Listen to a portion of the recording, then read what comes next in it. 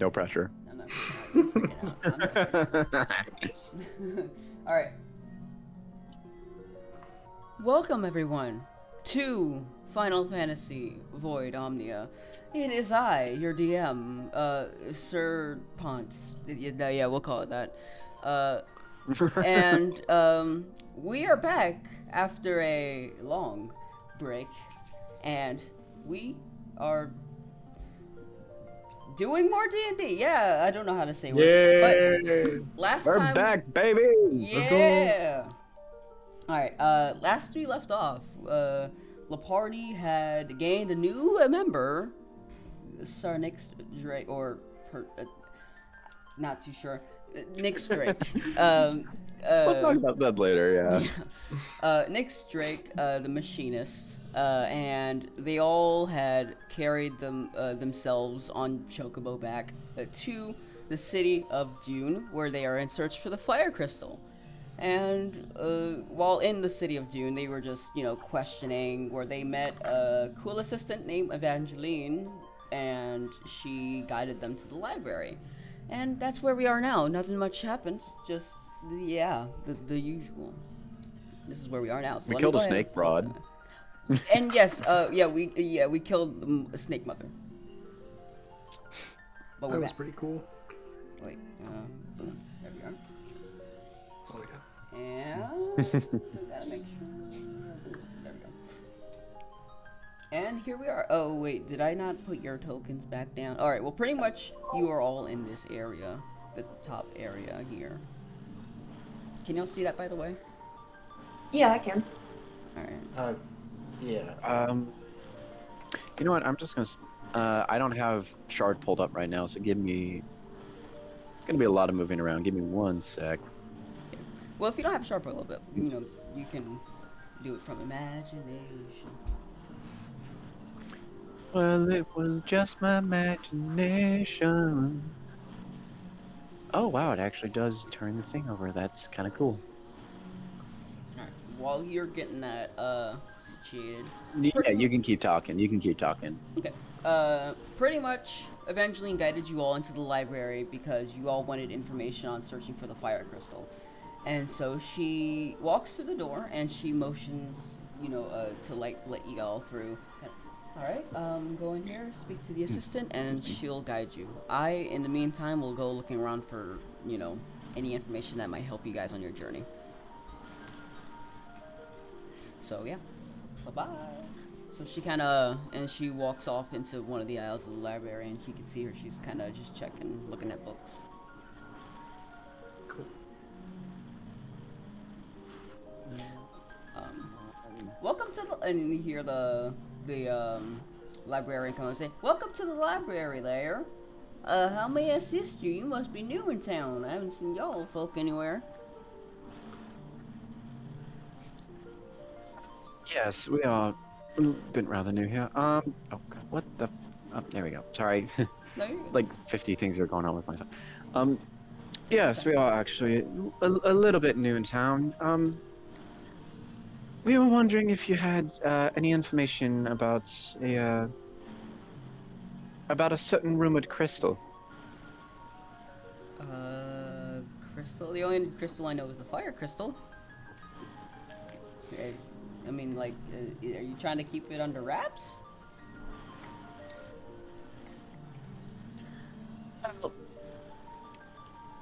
I mean, it's not like that the world ending is something that can be really kept under wraps and whatnot, but I mean, you understand that if there's certain forces that want to find it for good, there are probably going to be a few that may be a little bit shiftier, if you understand. Yeah, I kind of get what I'm picking up what you're putting down. Then, well, if you want some information on, the history of the planet or, anything, well, because this book that I'm recommending you, it's gonna tell you about everything that you might want to know. So, there's a history book on the planet and the history of Dune itself and how it was created and such. So, it's over there, in the, she kind of points to, like, an aisle that's, like, kind of directly behind you next. And she says, "It's right on the left side of that. It's on the second shelf." Wonderful. I really appreciate your assistance on this. Yeah, no problem. I hope you lot enjoy your stay in Dune, and hopefully you find out this crystal you need.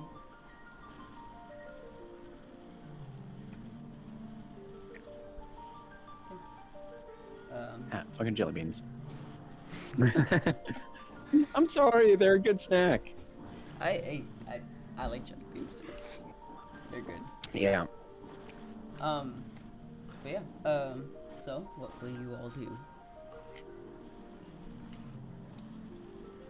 Retrieve the book that she motioned to, I suppose. Yeah, I'm gonna make my way over to. I'm gonna make my way over to the aisle and see if I can find the book or books. And Yeah. anyone who's actually like looking and searching for it, make me a perception check, please. Ooh, dice You got it. rolls. Got it, Buster. Oh, why is it when I'm not in combat I get good rolls? Oh, of course I'm not. I got I got no modifier for that. That's gonna be a 19 for me. I got a 7. Goddamn. And I got a 14. all right, so I have no modifier and I still got better than you you guys. now have modifier on. I have like I have a 10 in wisdom. Okay, so well that and strength. I'm not a strong being. Well, I mean that's what you got your guns for. You're more American than an American. I don't sound American, but yeah, no, that's a 19 for me. All right, so we'll start off with the small rolls. So Franklin, you don't find anything. You're just searching. You're like, There's a lot of books here. yeah. You think she was motioning to this book or this one? And Vesta, you find books that are very similar to the thing. You find the history of Cornelia. You find the history of Temple Guard. You find the history of Altair and everything else. And you don't, and you see also a book about the water crystal near Temple Guard. So you don't find the one that you're looking for. And for next, you pretty much had to just look in the general direction of the fucking shelf for you to see it. Yeah. So you kind of just Like see I it. just like I see Franklin pick up a book that is, and I just look at it and it's like, Frankie, that's a book on shells. We might come across some evil shells. You never know. No, just follow me, and I just go over, and without a second doubt, I just grab a book. All right. So, Nix, you have the book in your possession. What would you like to do? You like to sit at a table, go find Evangeline, or what would you like to do? I'm gonna find like, I want to find a place that's kind of a little secluded from other people in the library. Okay. So, you don't have to make you roll again. We'll say that there is a little shrouded area. There's like, it looks like a study room area, but it's like not a separate room. It's like this one corner where you see a desk and you see like a little lamp and a little fancy chair there. And well, like not just one fancy chair. You see like maybe a couple because it's like a longer table. But Yeah. you see like a little area for you to go look at stuff at. Yeah. Before I make my way over to the table, I just look at the others and I'm like, all right, follow me, and just kind of motion them to follow me over to the table. All right. I'll follow behind. So, Okay.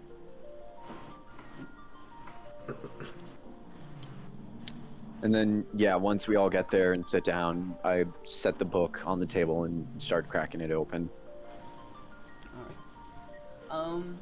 As you kind of open it up, you see Evangeline kind of coming to like from the left side of you, and she's like, "Oh, I see you guys found the book already. That was pretty fast.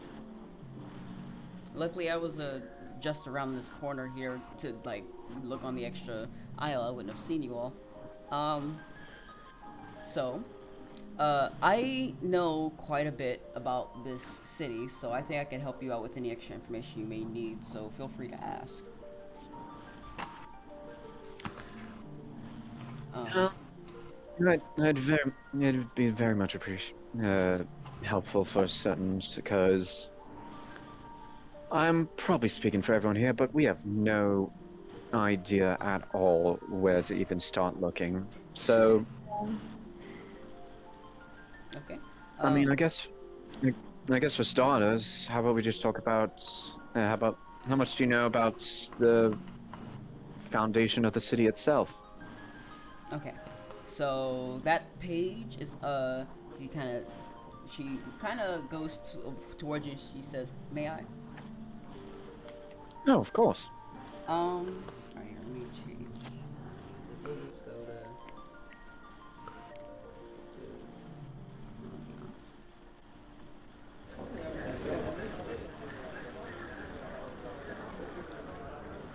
Well, actually, no, it's usually more quiet, so we'll just put it back to the crazy thing. We'll do that until I don't have a library sound effect. Um, Uh, Give me one sec, guys. okay. All right. Actually, while you're doing that, I can quickly look for a library.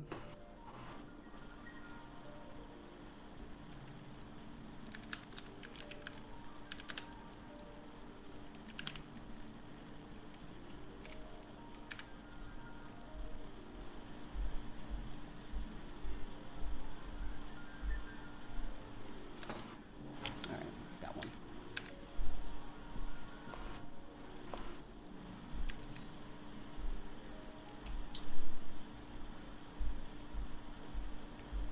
All right.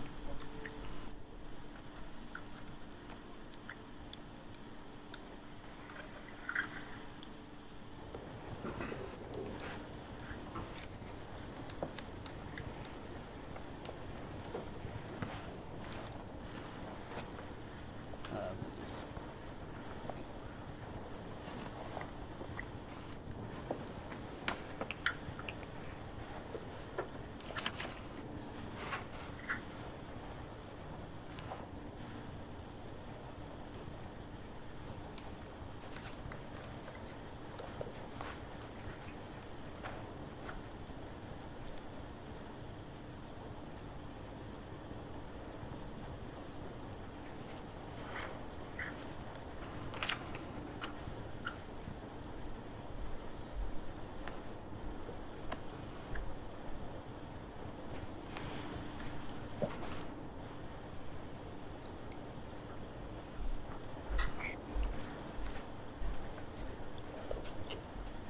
All right, I'm back. What? You guys didn't hear any of that, did you? no. No, you muted. Okay, okay. All right. Yeah, I wasn't sure. Yeah. But yeah, just heads up, I might end up having to leave a little bit early tonight. Okay. No worries. Our DM just ran Went. away. It's hot in here, man. I had to take that sweater off. Oh. What? Yeah. All right. All right. All right. So where were we? History of the foundation of Dune. Okay. So she kind of goes into the book and she kind of flips to a certain page and she says, "Okay, so the town of Dune, well, the city of Dune, more like it's more of like a fortress.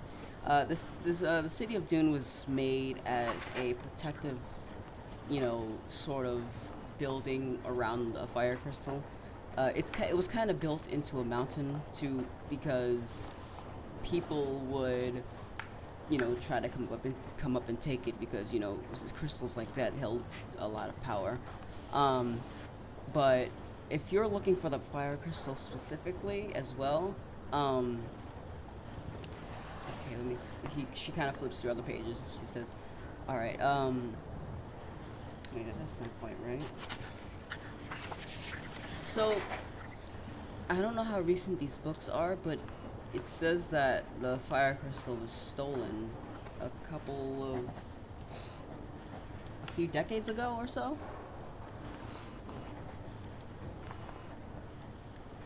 Stolen. Oh, That's quite odd because I mean the last I heard of the crystal was a few years ago when I first came here, but I don't know why it says it's stolen. I mean, I guess I haven't seen it myself, but I mean, it's still odd. Well, here, maybe that's a little typo. Maybe that's not a typo. Maybe that's a miss right here. She kind of flips over and she says that, she's, okay, yeah. So she's flipping through the pages and then you see her face kind of start to get more and more distraught as she goes along. She says, oh my gosh. It says the city was ransacked at around the same time. Here. I don't know how that's possible though. Well, here. Maybe it's a mix-up. How about I take you all to the Archduke?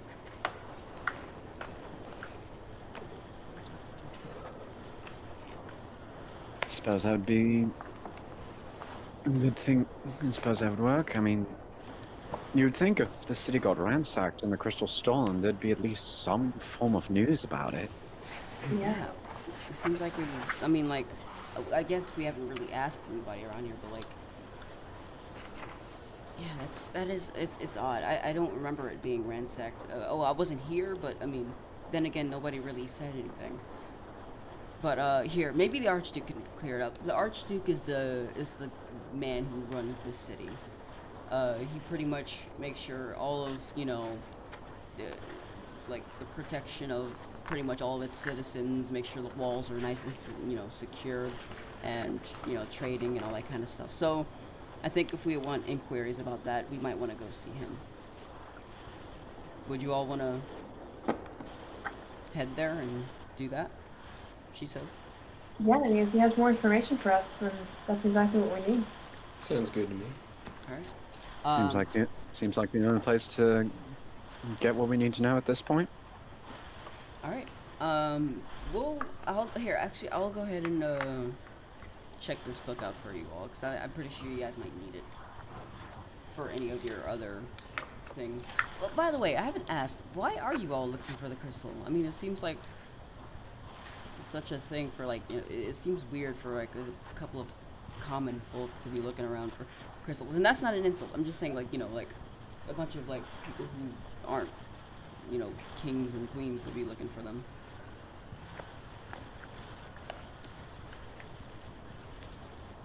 Are we gonna? I mean, people are gonna find out at some point, right? I hope not. Are we trying to be anonymous? I mean, I'm not really one for the paparazzi, but I mean, if you want to tell him, I'm not going to stop you. I'm just not really a fan of publicity. I mean, she seems trustworthy. Yeah, I'd rather not lie to a person we're meeting for the first time. Yeah. Miss Evangeline, we're looking for this fire crystal because we're basically we're contacted by what's the name of the city? The king and queen of Cornelia, as the four warriors of light to restore power to these four crystals around the world. All right, you see how you can see pretty much her expression kind of never change. A couple of seconds. After a couple of seconds, she kind of.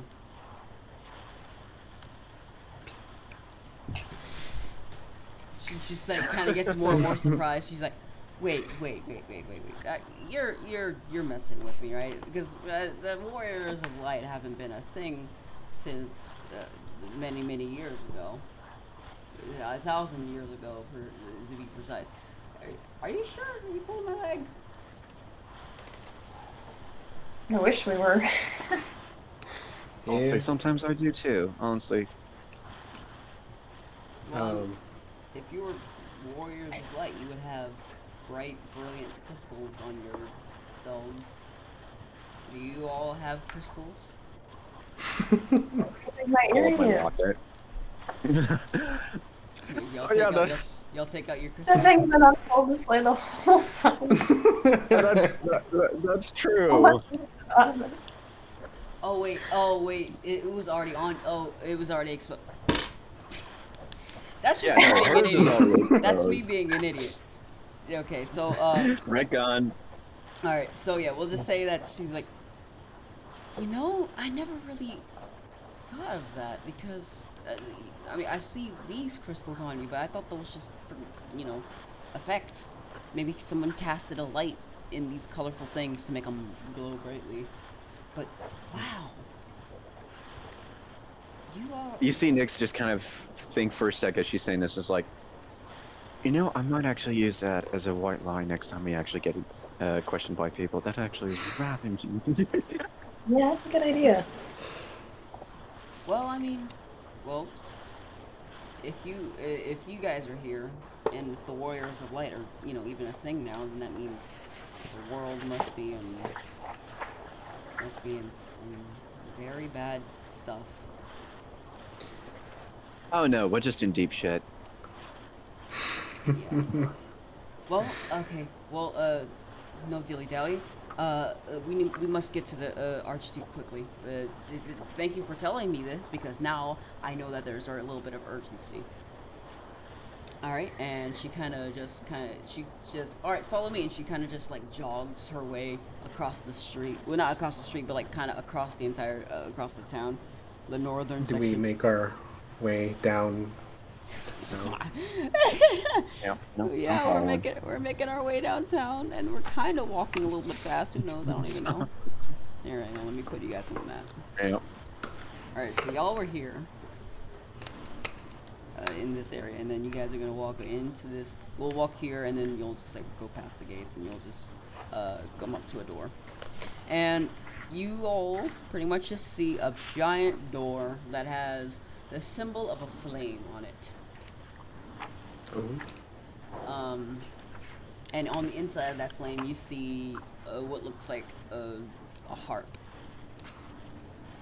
And you see Evangeline walk up and she knocks on the door. And you hear something from the inside go, "You may enter." And the doors kind of magically just seems to open up, like, magic. Like nothing was pulling these things, and it just seemed like that they opened up on their own. Alright. And Evangeline kind of motions you guys in before her, and she gets you. I assume you guys are gonna walk in front of the Archduke. Yes. Yeah. Alright, so you stand in front of the Archduke, and she says, "Archduke, we have here the Warriors of Light in our beloved city, and they are here to, kind of help save the world and stuff. So we need your assistance, and very fast. We were looking for something that you might know about called the fire crystal." And as soon as she says this, you can see his eyes go like wide, and she's like, "Yes, the fire crystal, the one that's usually held in possession. But the books in the library stated that it was stolen and that the city was ransacked. Now, I wasn't here for a long time, but is this true? Is the fire crystal actually missing? Um, and he said he kind of gets up, stands on his cane. It's a cool looking cane, not like one of those main like boring looking cane. Kind of has like the symbol of a leaf to represent life and stuff. Um, and he kind of stands up. You see his long beard kind of extend because it was kind of sitting in his lap. It kind of just flows down his legs, and he's just like, well, if you all are here, the warriors of lights, then the world must be really at stake. And to answer your question, Evangeline, yes, it did get, ransacked a long time ago. But we might know a way to, find it. But it's still taking our researchers a very, very long time to look for it. So, Warriors of Light, I apologize, but we can't provide you the fire crystal. Not this time. If only you had come a few decades sooner, then maybe we would have worked something out. And Do you have Wait, any hold idea on. where it is? Also, how the hell do you keep this away from the press? Right? It's not that we keep it away from the press. It's more like we usually don't like to talk about, the main event that kind of, broken down our city. And, people here, we take pride in what we build. And to see it being taken from someone who is an outsider, it's a low blow. So forgive us if we haven't really been talking about it. Still, you'd be surprised on what a reporter can try and find out. Honestly. Like, I remember this one time, actually, funny enough, this was when I was in Karelia. I actually had to bribe a news reporter. I won't go into details, but you'd be surprised on how resourceful they can be when coming up with intel. Oh. Well, I mean, I don't know. It's still been pretty recent, so. Archduke, I was earlier. You mentioned that you said, what am I saying? You said you had a way to potentially track down the whereabouts of the fire crystal, but you said it would take some time. I'm just curious about these methods. Well, it's a long shot, but I mean, our researchers have been finding this information out for years. But we've tracked down 3 different areas, but there's one area that we think it might be, but we're kind of afraid to send out soldiers down there to investigate because there are these 4 bandits who came and keep the place under wraps. Under lockdown. They kind of go in. They went in a few years ago, and then they kind of just shut everything from us, going down there. So we have reason to believe that there is someone there, but these 4 bandits are not to be messed with. They possess some power, and we don't know what kind of power they hold, but we haven't sent anybody down there. And Have you ever thought? Sorry, forgive me, your lordship, but have you ever thought that someone within the city itself, and maybe someone with a high position, might have helped these so-called bandits and such perilous achievements? Probably, but then again, they don't let anybody into their, into their area, into the, what do I say, into their temple. No one. If you even get close to it, Oh. they'll send out a wave of poisonous gas of some sort. And that's what kept us from going in there. But I mean, if what Evangeline says is true, and you are the warriors of light, as I can clearly see, maybe you might be able to help us retrieve our crystal and return light to it. The place that you need to search out for if you want to investigate, it's called the Sunken Temple of Karn. Karn, as in Q-A-R-N. The Sunken Temple of Karn. And... Can you spell that again? Sorry. Oh no, you're good. Q-A-R-N. Okay. The Sunken Temple of Karn, and it's an old temple. It used to be worshipped by necromancers, so we buried it. But yeah, if you wish to search for this thing, please do it at your own risk. And also, I would hope you all don't, die, because we kind of need you to save the world. But I wish you good luck if you are gonna go and pursue this.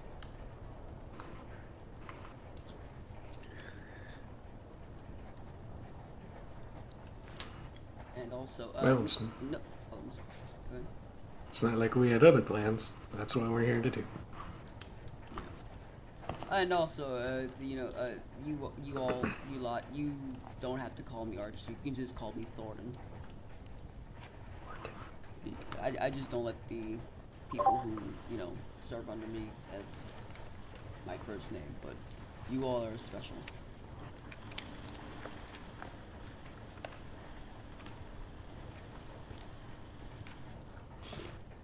All right. Is there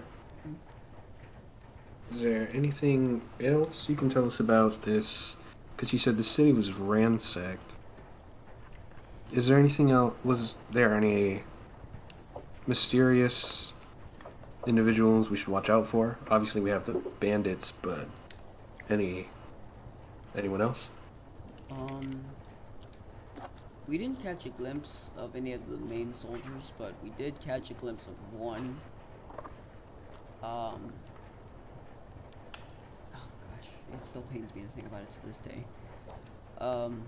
This person. Take your time. So this person is,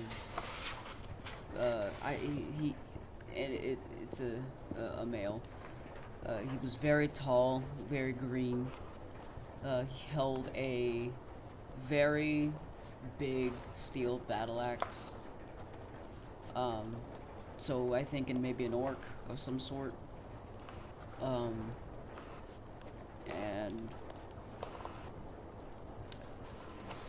oh, one main key feature is that he had very pointy ears and he had a braid. He was pretty much bald throughout, and he had one braid sticking out the back.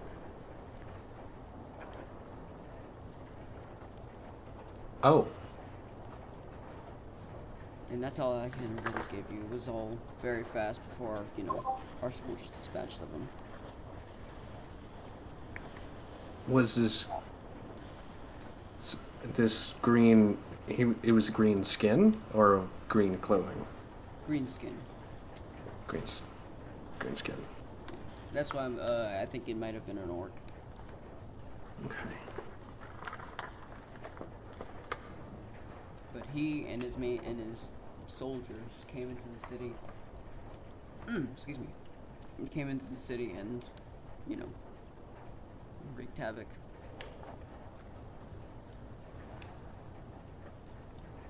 And you never got a look at his face? No. I didn't get a chance to. People who guard the main, I guess, not castle, but the palace here that you were standing in. The main people who guard it, they rushed me off into the mountain that's behind us. There's a little entrance that we keep for whenever an archduke is in danger. We kind of rush. They rush us off.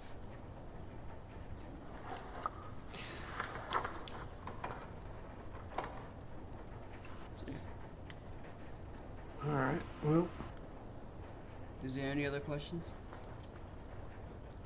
that's all I had. Did anyone else want to ask anything?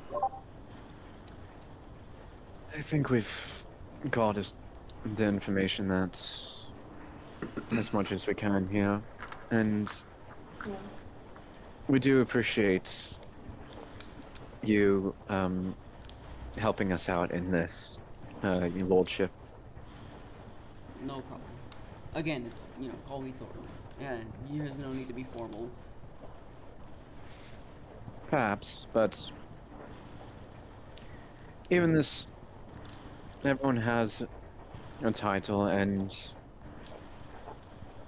to an extent, a title is always a sign of respect, is what I've always known. Well, I respect that. Alright. Well, I wish you all good luck. Anyway. Thank you, Warriors of Light. Thank you for your hospitality. Evangeline here, would you mind hooking them up with the finest airship we have? Yes. Oh. You see Nyx's eyes kind of light up with interest, and is like, nice, and just start walking out. Please don't set it on fire. Did I'm you say not air- gonna set it on. You said what? You said airship, right? Yes. All right. And and you can see he kind of strokes his beard, like, like so. He's just doing this. It's like, Evangeline, you're pretty skilled with the lance, right? Yeah.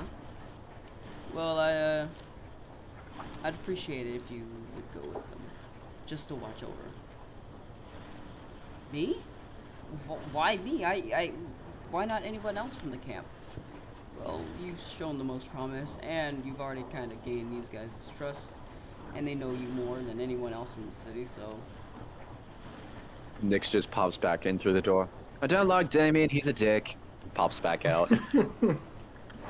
Well, that didn't take very long. Wait, what did he say? Wait, what'd you say? Me or Carlo? No, you. Oh, I didn't hear that word. I just said that. I said that Nyx pops back into the hall and just being like, I don't like Damien, he's a dick, and then just walks back out to try and find the airship. Y'all keep forgetting that, Nick. Y'all keep forgetting that they're like, oh god, how old did I say? I think there's like 17. They're young, okay?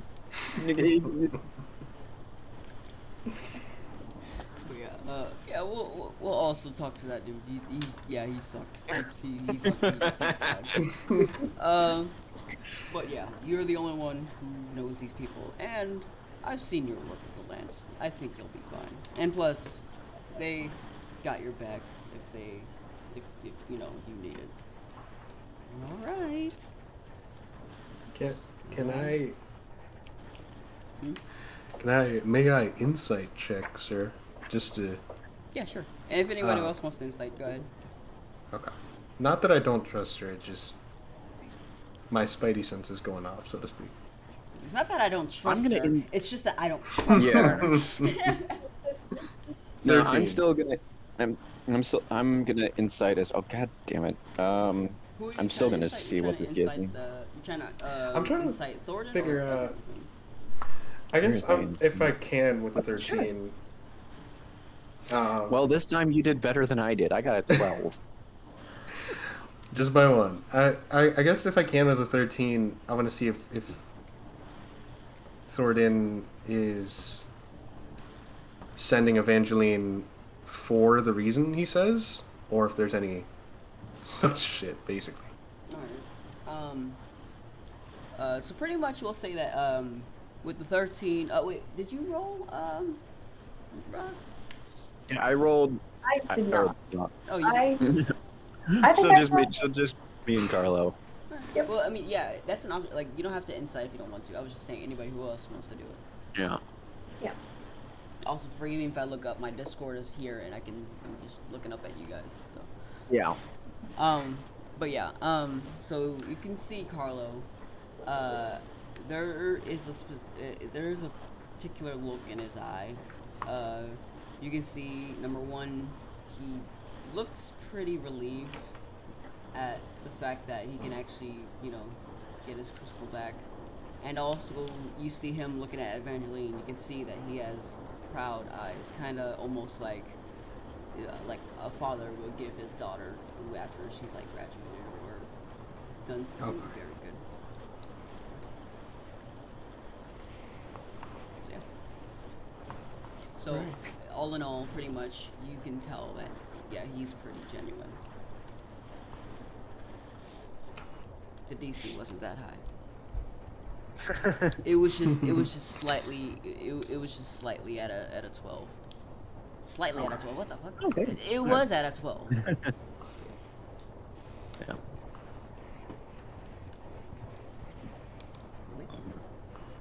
Excuse me. Yeah. Alright. Just Alright, and then you see Evangeline kind of walk out after like bowing, and then she's going to walk out the door with you all. Alright. Okay, you guys gain a new party member temporarily.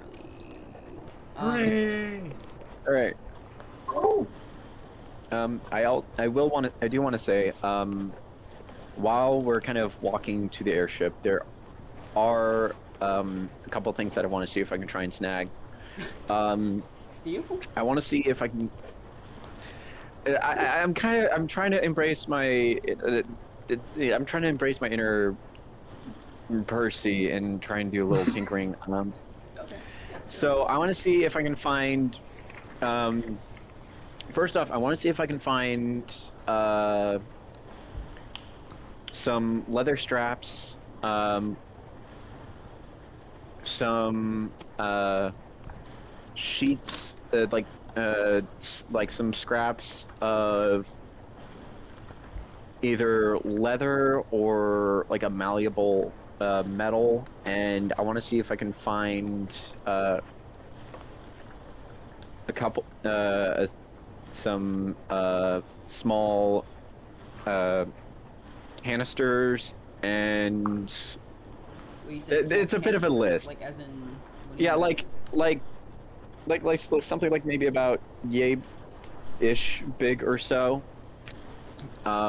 Basically, what I'm trying to do is I want to find some like pieces to try and create the kind of without. I'm gonna have to metagame this. I want to try and get materials to make gas masks.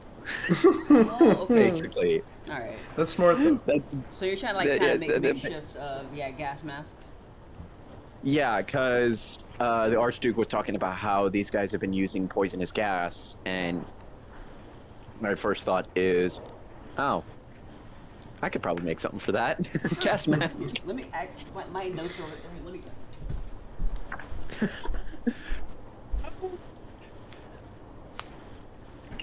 Don't look at my ass. Well, Wax stick. Yeah, that is the last thing. All right. So, All right. all right. I wrote down a bunch of stuff specifically for you because your particular machinist thing it's not really a popular thing. Maybe I guess out of the population of the entire world, there are only like 30 or so like people who actually do tinkering in that sort of way that you do. Hmm. So and there's a lot of people on this planet. Like I'd say a good 2.3 billion. Yeah.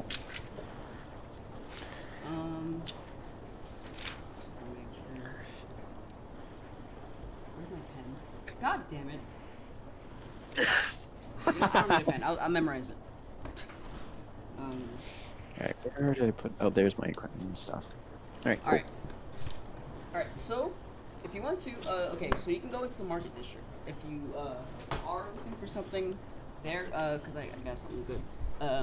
So, what would you want to look for first?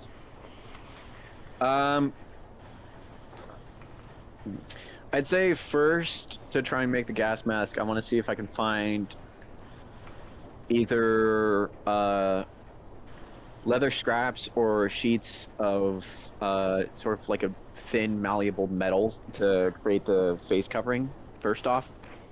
Okay. So, the leather straps are gonna be a little easier. Go ahead and make me a perception check. Would anybody else like to accompany him, or would you guys like to go on your own devices? I'll help him look for materials. Sure. Yeah. Alright. Shopping! Epic. So you said Fuck. investigation, right? I'll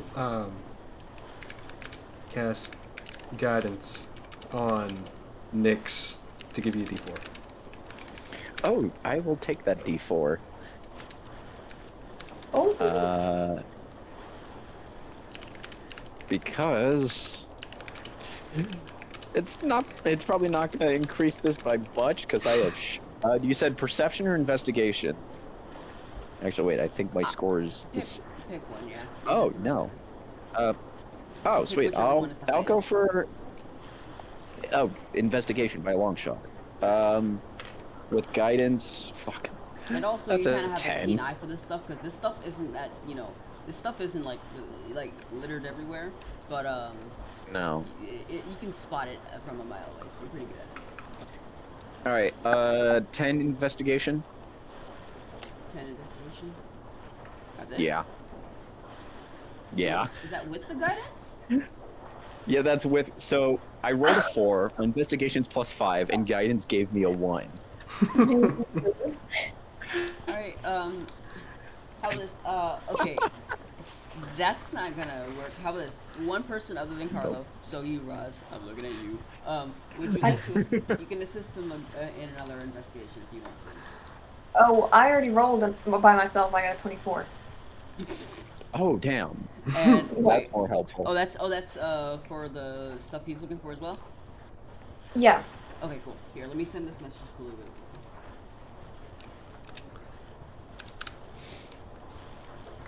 Sand got in my eye. So, really quickly, so Lou is asking if we can move the sessions back like an hour, like at 5 o'clock my time or 4 o'clock you guys' time, because it's, he doesn't like, at 6 a.m. To do it. Fair enough. I mean, it should work for me. Yeah. So is that 2 Carlos Standard Time or 4? Cool. I think 4. 4. All right, so that'd I'm be fine. 2 o'clock for me. Yeah. Yeah, I can make that work. 10. Alright. All right, so yeah, we can do that for Wednesday. Alright. And honestly, we really did start at 5 o'clock this today. Right. So, I mean, I guess we can still come in and be like, like chill and stuff at around the same time. Hang out. But yeah. Yeah. Yeah. Alright. Vesta, you kind of, I guess you tell Vesta what you're looking for. Yeah. No, it's just I don't really have a list, right? Like I go to the marketplace, I start like scribbling down some stuff, and I'm like, all right, so this is kind of an idea of what I got going on so far that might be able to help. For starters, let's see if we can find either some leather scraps or some sort of like nice malleable thin metal that I can use.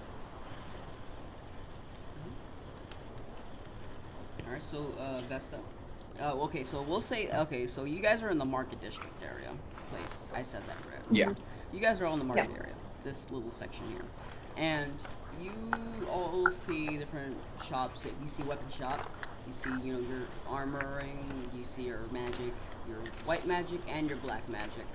Um, and you see consumables area, and you see a craftworks. The craftworks are split up into 5 different areas. You got you see the symbol of leather, of like hide, like kind of like animal hide. You see the symbol of like a bar, which is like metals. So that's like the ironworks. You got the leather working, and you got the iron working, and then you got the other 3 are gold smithing. You got the regular blacksmithing, and then you got the last one is just Omni crafting, which is pretty much it's just people making anything out of the previous stuff that they had in the other things. And also a place where you can buy a bunch of stuff that you couldn't find in the other craftworks areas.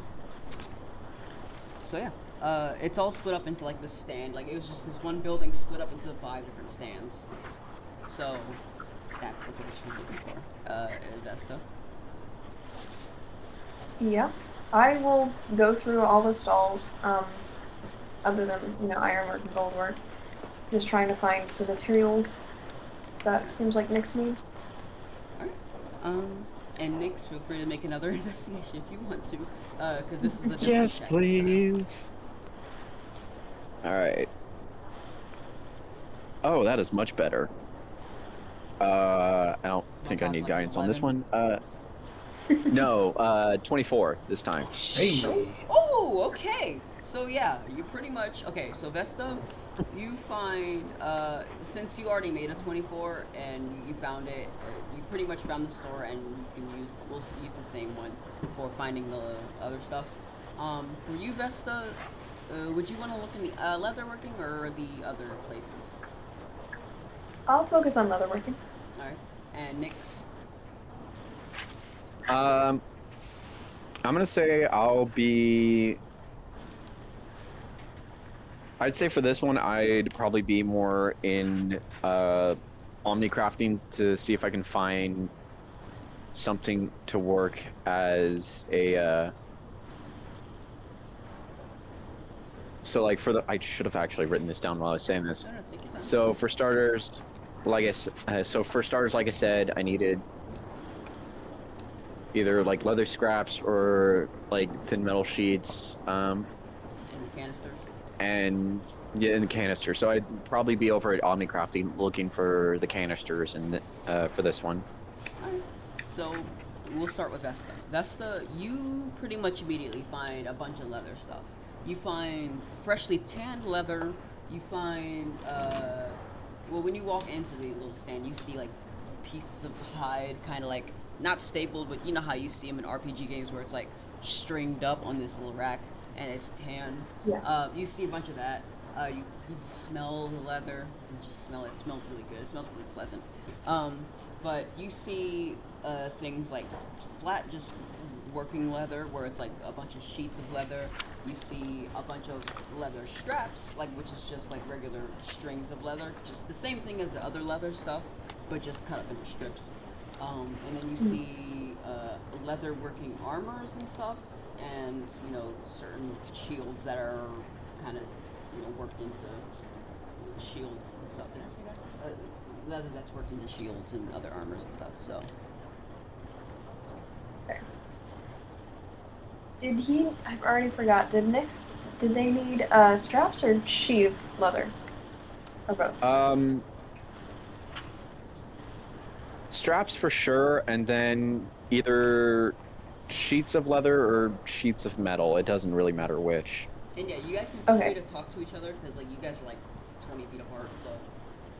Oh Yeah. yeah. Well, while I'm there, I'll just pick up both. And the clerk kind of person who's kind of tanning the leather behind the desk, he kind of hears you come in, and you kind of spotted it. He says, "Welcome to the Leatherworks.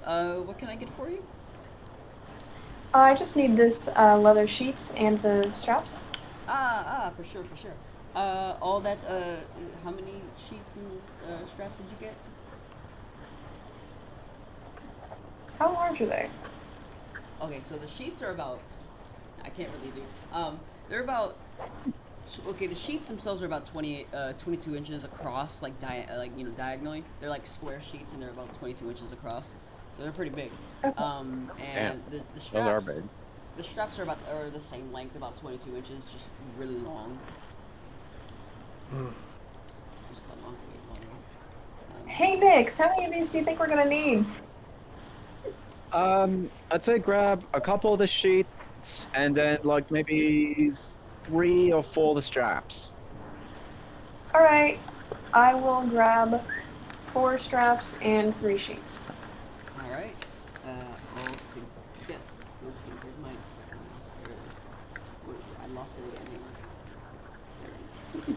All right. Let me grab the calculator. You said 3 of the sheets, or the 2 sheets? 3 sheets 3 and sheets. straps. Yeah.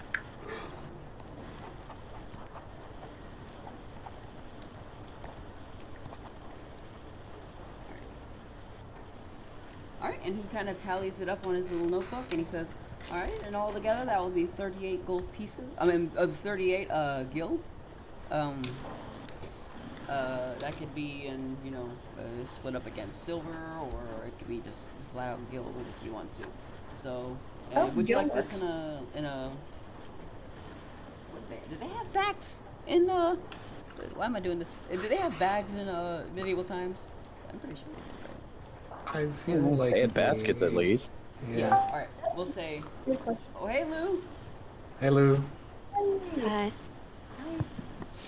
Um, you came in at the perfect time, because we are discussing purchasing. You were shopping. Shopping. So pretty much, yeah, he hands you a leather basket, puts everything in there, and he says, "All right, yeah, it's all together 38 gil." Thank you so much. I will hand over the 38 go. Okay. Go ahead and mark it off. Unless you want, unless you want Nix to do it, to pay for it. Oh, no, I'll pay for it. Alright, cool. So mark that off on your character sheet, and we'll move over to Nix. And as you guys are actually on the stand, Ruvik at this time, we'll say that he was still searching around the library the entire time, and Lou, really quickly, I'll give you a quick recap. Pretty much, they went to the library. They found out the city that they're in right now was ransacked a couple of decades ago. Someone took the Omni crystal. They hid it in a bunch of bandits hid it in a cave, which they're guarding with poisonous gas. Sounds fun. You know it is. But yeah, all right. That's pretty. And Not right much now, really happened. that's pretty much it. And right now we're in the middle of shopping because I'm going to make gas masks for everyone to fend off against poison. Nice. All right. So Nix, you are at the Omnicrafter's place. When you go into this area after you see after Vesta makes her purchase, the sensation you feel when you walk into this place, it's like a breath of fresh air, because you haven't been in nothing like this in a long time. 'Cause I assume Yeah. you've been in places like this where they had a bunch of cool mechanical stuff around. Oh yeah. So yeah, you take it and you smell the nice smell of grease and metal and other sort of crafting, but you smell the smell of wood, you smell things of that nature. And someone in the back, they are actually hammering together some like mechanical gear looking thing. It's like about yay big, about the size of a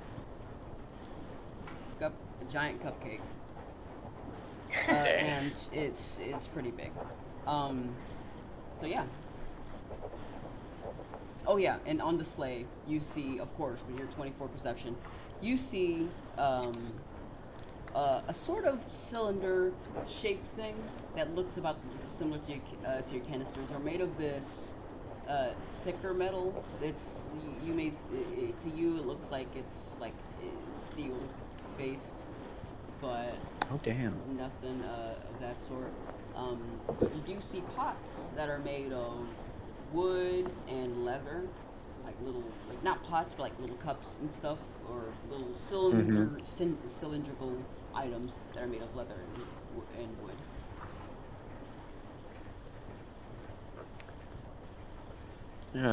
I walk in and I go, excuse me.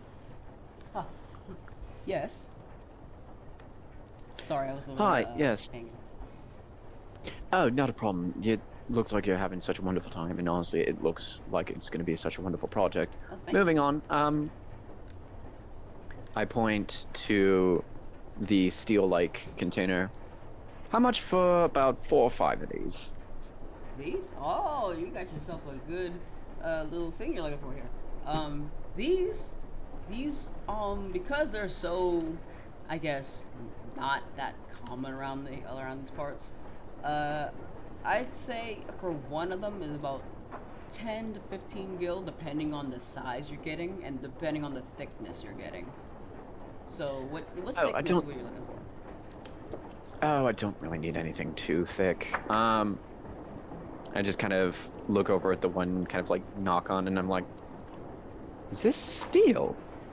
Yeah, it's a high, quality steel, freshly made. Not too long ago, about a couple of days ago, we brought these in, and we brought a bunch of steel cylinders in. We just kind of you know, find our way, like chipped away at them. It's a pretty rough process, but if you're looking for something that's not too thick and not too big, I do have some of the back. Here, he kind of turns around to the back side and he kind of rocks around, and he brings out one that is still made of steel, but it's very thin. It's not paper thin, but it's thick. It's thick enough to hold its own, but it's thin enough to not be like a chonkus, pretty much. So I'm not sure how to explain. I'm not good with measurements in millimeters, but Yeah. it's the size that you're looking for the most. Yeah, I look at this and I'm like, this would work wonderfully. Like I said, how much for about 4 or 5 of these? You said like 10 or 15? For about one of them, they are about, since this one's just a little small, this is about 8 gil per cylinder, if you were looking for it. But for you, for a fellow, I can tell from how much work you do on machines, especially that what is that? Is that a pistol you got there? I pull out Rebellion, do a little flourish, and I was like, it is actually. Actually, I kind of modified a old flintlock pistol that I had that I found a while back, and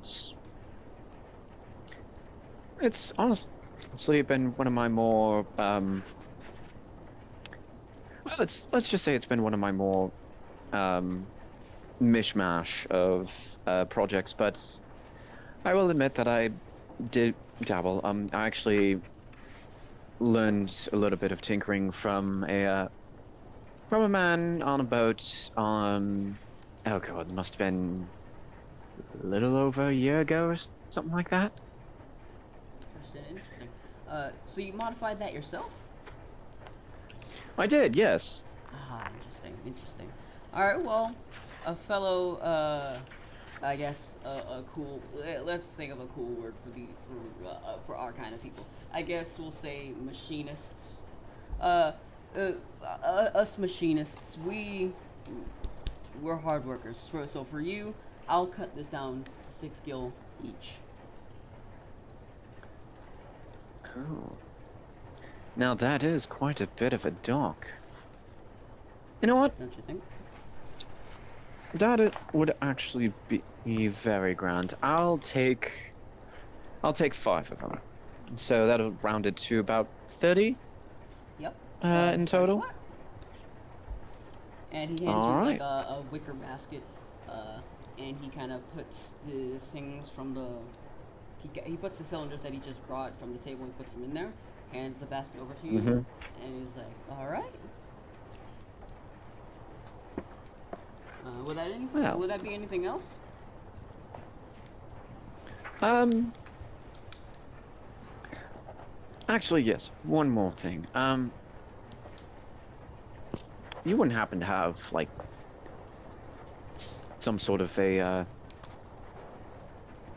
tube that would be small enough to fit to the lip of these canisters, would you? A ring, or like, what do you mean by a tube? You see, I'm devising a sort of contraption to act as uh, a sort of breathing apparatus in certain, shall we say, hazardous conditions. And these canisters are going to act as sort of a, I guess we could almost say an air capsule of some sort. And I need to try and devise a way to have the wearer be able to breathe from the apparatus through the canister. So some sort of tube to sort of connect the canister to the apparatus, which would be placed around the face I do of have sorts. something. So, Yes, I do have something. It's not necessarily a tube. It's more of like a ring with a very fine, very, like, when I mean very fine, I mean like very fine mesh around it to kind of help filter out anything harmful that might get into. Because we have faced something like this before, so we did devise something like that for this specific oh, thing. that would be wonderful. Alrighty, I'll go ahead and get those out. And he walks to his back, and he brings out about 5 or 6 of them. And all right, how many you would like? About 5 of those as well. All right. Now these ones will be about 4 gil each. So that'd be about 20 for the lot. That I'll take him. Alrighty, alrighty. He kind of brings out a thing. He brings out another. Well, actually, no. He'll say, "Do you mind handing me your basket? I need to." Oh, not a problem. And he- Hand the basket over. And he puts this stuff in the wicker basket, and then go ahead and mark 20 more gil off. Yep. And he's gonna be like, "All right, pleasure doing business with you, fellow machinist, and may your endeavors be bountiful." As for you, and I make my way out. All right. Oh, also you said something. Oh, never mind. All right. So you walk out of there. You see Vesta with her basket of leather, and with pretty much that's it. Would anybody else like to do any more shopping? I think that's it for me, because I got the canisters, I've got a way to connect them to the mask, and Vesta has the leather for the covering and the straps. So that should be about it for me. Alright. And Rubik's, after you were exploring the library, you came out while they were shopping. Is there anything that you wanted in particular? Nah. Okay. Wait, last episode, did you break your loot? I forgot. Oh. Did yeah. I think I did. Yeah, I need a new loot. Alright, we'll say that there is a little music shop for. It's a very small little building. It's for musical people. You see a little quarter note at the top of the sign. So yeah. Right, well, we go in there. Alrighty. Alright, so you head inside and you see a person, you see a couple of people. You see one who's manning the front, who's kind of stringing a harp with like a stringless lute next to it, and you see another person who's kind of strumming away at his harp, and he is actually playing a familiar song that you all know. He is playing the prelude on his harp. So here, actually, let me set that. Well, can I look around for loot? Okay, yeah. It we'll say go ahead and make me an investigation check. Yeah. And the entirety of the building kind of smells of wood and lacquer, and it's very pleasant to you. Yeah. It's very soothing. Wood, lacquer, and the musical arts. Yeah. You hear this person just strumming away on his heart.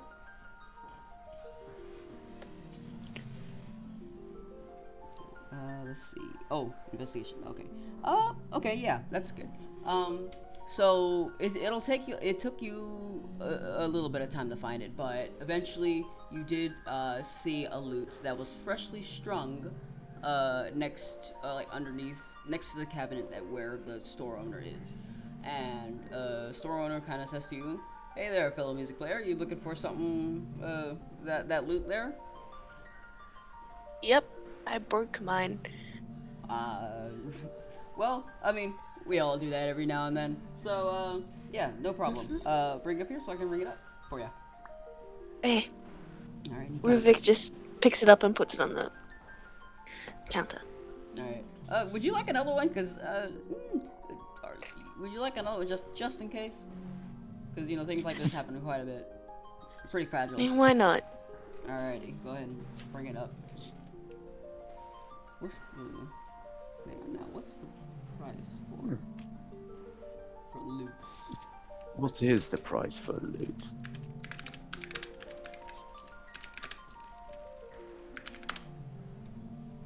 Okay, yeah, that's good enough. Yeah, that's actually good. All right, so the shop owner kind of takes the two loots that's there, kind of adjusts them, look at his list, and he says, "All right, that will be about 30 gil each." Never mind. I'm not going to take anything. Well, I mean, how about this? How about this? You seem very desperate, so if you could play me a song on like what other instrument you got, I'll give you one of the loots for free. Cause you're a musician, right? You carry other instruments, right? No. Oh, that's a shame. Here, how about this? He kind of takes the loot. The instrument I have is in half. Damn. Well, he kind of here. He says, "Here, take this loot. Play something really cool." Johnson, stop it! And he kind of shouts over to the guy who's playing the prelude on his harp. He's like, Johnson, stop it! Calm down. Hang on, we got a person. He's gonna perform for us. All right. And then, Hey, hold all on. right. If you could play something for me, then I'll let you keep it. I'm trying. Hold on. I mean, if this doesn't work, we could always steal them. That's fair, yeah. Just Yeah. So give whenever me you're a ready- sec. Oh no. I will admit, if I didn't get those discounts on my parts, I did have half of mine to just nick them and run.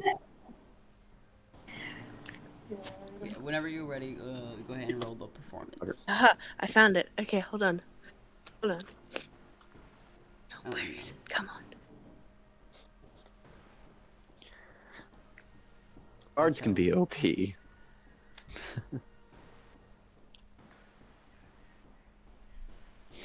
You know what I like about bards in Final Fantasy though?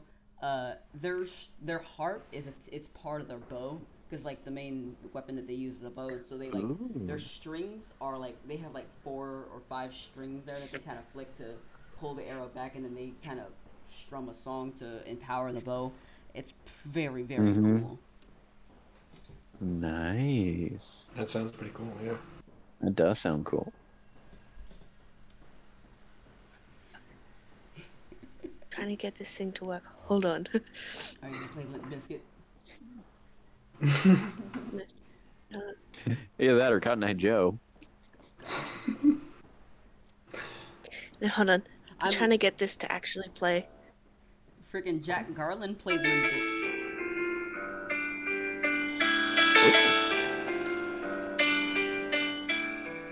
That's not what I think it is. Hold on. Why is it playing it like that? Hold on. That's me trying. Alright, we'll say that that's you tuning it. Yep. Also, was I that know Phantom why. of the Opera? Shut up. Yes, it was. Yes. That's one of my favorite musicals. Keep playing it on the piano. I don't want it on the piano. I want it on Where did you this. come from? Where did you go? Where did you come from, Cotton Eye Joe? Yeah, man, kinda do. I've been here the whole time. Where did you come from? Where did you go? I can't see my Discord. No. Uh, I am not. I gotta every now and then like hover over the tab where the streaming part is, like the shard screen, because it will not refresh on its own on Streamlabs. ooh, Oh. that Never sucks. mind. It won't work. I'm just gonna have to spam keys by myself. That's fine. Just just give me an idea as to what you are. Uh-huh.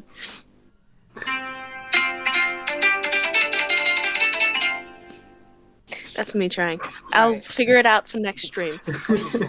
Go ahead and roll me a what's it called again? Performance. Performance. Tried. It's fine. It's cool. I'm gonna fiddle with it now. All right. You. Oh my. Okay. Cool. All right. So you perform this song on this lute that he gave you, and he kind of he says he kind of looks at you like kind of because you had like a little bit of a rough start at the beginning. So he's like, but then as you continue to tune it and as you continue to actually play the song, you can see his eyes are just like, oh my gosh. And then after you finish performing the song, he is just like, my friend, it is yours. You may take it. Hey! Hey. You have proven yourself way better than Johnson over here. Haha, fuck you. He's my brother. Poor Johnson. Poor Johnson. He's Just my brother. living his life. And he's like, oh, but so yeah, he's like, so yeah, go ahead. It's yours. Feel free to do whatever you want with it. Just don't. If you can bring it back after you smash it, I'll give you a discount on another one. How about that? Hey. 'Cause I wouldn't want a cool Okay. musician like yourself to go to waste. So, all right, but yeah, go ahead Alright. and have a good day, and hopefully your music endeavors serve you well. Thank you. All right, and Johnson goes back to playing the prelude as you. Actually, no, he's playing a different song. It goes like do do do do do do do do do do do do do, and then you kind of get out of the door, and then you leave. By the way, that was the Final Fantasy theme song that's in every single game ever made. But yeah, anyway, so yeah, he plays that and you walk out. And the group is just sitting there. You see Nick's kind of just, looking at his stuff, making sure everything's good. Franklin don't know what he's doing. Just sitting there. What is Franklin doing? No, he's just. I don't know. I guess he's just sort of waiting. And then once you guys finish up your shopping, he's just sitting there. I think he'd be like peering over and just like looking with a horrified expression at Nix's technology and stuff. What? Yeah, on like earth Nick's is. that? There's like two baskets of. One with like canisters and filters, and then Vesta with the basket of leathers, and it's like. Nix just looks as like. Well, if I play this right, make sure we don't die. As you three are sitting there going about your own, devices, I guess.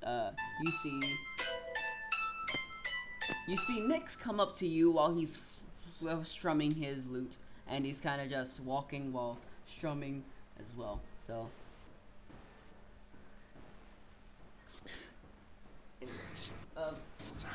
Right. Yeah.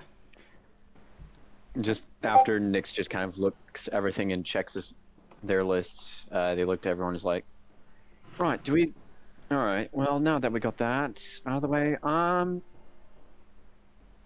do we think we need anything else? I mean, granted, the only time I've actually been combating with you guys is when we went up against the snake broad, and honestly, I wouldn't really call that combat.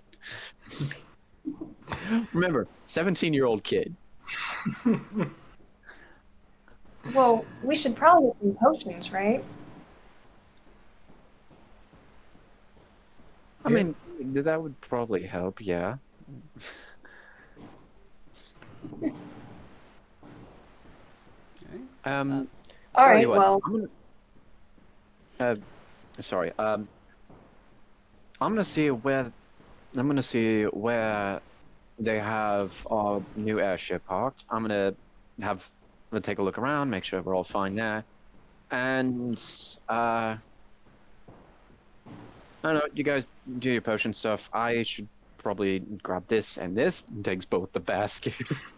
takes the leather basket, dumps the contents into this other basket, and just basically takes everything and tries to find the air dock. He's just like, oh. You can just see Nyx has this big old grin on their face. Like, you can see for a second that, like, you can actually, for a second, you're thinking, oh, you just look at this grin and you're just thinking, that is a childish grin. Oh, wait, this is still a child. I'm gonna go with Nyx just to make sure, again, our airship doesn't get set on fire. Oh, relax. I'm not gonna make anything explosive this time around, actually. I'll talk about that later, but no, it's not gonna be anything explosive this time. or flammable. Yeah. I hope. Well, I mean, leather is pretty flammable, but no, I'm not gonna torch it. Okay. All right. A little relieving. Yeah. I'd still like to see this airship, though. So.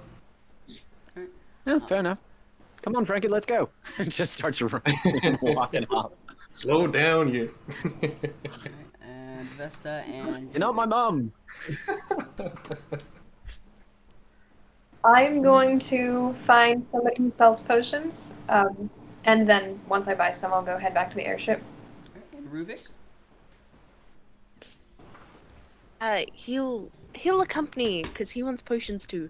All right, cool. Perfect. Evenly split. All right, so so Franklin and the Knicks. And Gremlin Nyx. The Knicks is going there, and you guys kind of stay in the same market area, and we'll flip a dice.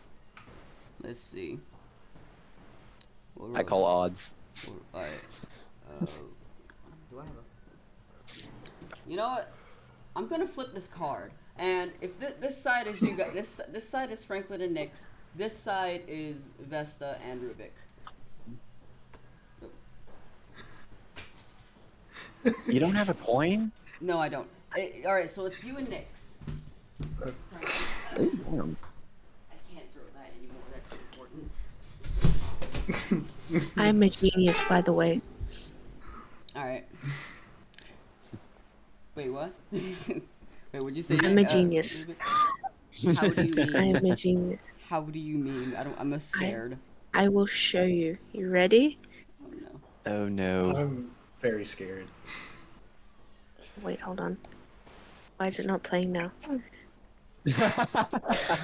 on. It was playing earlier. It seems to do, like, I don't know, whenever anybody does anything like that, whenever they're trying to show somebody, it always seems to malfunction whenever, like, I just had it going. But I believe you. Yeah. But all right. So we'll start out with Franklin and Nyx. Um, and so and Rubik, if you want to play music along your way with Vesta, go ahead and get it set up if you want to. But Rubik and Nyx, you guys travel throughout to the Franklin. exit. Wait, what did I say? Oh, You good. said Ruvik. We've all been there. Yeah. God damn it. Alright, yeah. Franklin and Nyx. You Thanks, all, Ken. you both are. You both are out. You guys are heading your way out to the gate because we'll just say that that thing King Thornton told you where the airship hangar is.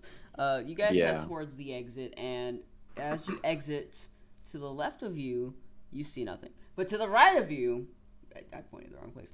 To the right of you, you see what looks like a giant pirate ship, but it has turbines at the top, going all the way down, and you see turbines in the back, and it doesn't have any sails, but it just has the shape of a pirate ship.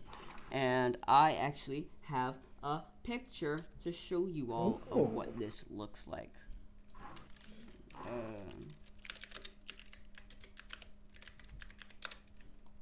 I gotta find it in my directory. Alright, so I lied. It has sails. Okay. Yeah. As soon as Nyx sees the ship, they just start chuckling. It's just like, oh, look at this beautiful thing. Oh no, Yeah. that chuckle usually isn't a good omen. And that's what you guys see. What? No, I'm not gonna do anything. I'm just saying, airships are one of the most ingenious feats of technology in our time. I mean, the turbines, the sails, the engines, it's just so beautiful. You're And thinking of how you can set this on. Never. no, Maybe go I. ahead. Go, keep going. If I stress this point enough, don't. No flames, no flammables, no explosions, no. Well, I will say I won't try and set anything on fire, but if you don't want anything to explode, then don't go in my bag. Okay. Well, take your word for it. Um, and as you guys are kind of just sitting there ogling the ship, you see Evangeline of all people walk up to you, and she's like, "Enjoying the ship, are you? Enjoying the look of her?" Oh yeah, absolutely. This thing is beautiful. Oh I mean, yeah. like, I've throughout my year of traveling, I've like heard rumors of like decent airships and like them being on mass production, but to actually get to see one in such a fine condition, it's just beautiful. Oh yeah. The crew keeps it in tip top shape. Um, and they they make sure she's all good. They clean her. They fix her up if you need it. But yeah, Does it's all in all a really good ship. Does Um, this vessel have a name? oh yes. Uh, she kind of pulls out a parchment. She kind of is looking for. Oh yeah, the Invincible. Oh. Oh, that's not gonna end well. Yeah, the Invincible. Invincible. The reason why we named her Invincible is because I don't know. We feel like an airship has had a name like this before. Uh, and as we were constructing her, building her hull, God uh, damn it, Angel. as we were constructing her hull, we kind of just had the name immediately pop in our head. I don't control it, but Biggs and Wedge they thought of the name. but Nice. they control From everything. Markiplier to Final 7. Okay. Wait for Markiplier. In Space with Markiplier? Oh no, I didn't Have you name it. not seen that? I haven't seen it, but I didn't name it after that. Oh, that's what my mind went to. If y'all ever play Final Fantasy 3, you'll know what I mean. And 9. They both have games where their main airship is invincible. But yeah, so they keep it in tip-top shape. So where's the rest of your crew? We can't go if we don't have fire and earth on our side. Oh, no, don't worry. They're out shopping. I just wanted to get here because first off, it's a goddamn airship. And God, I can't really think.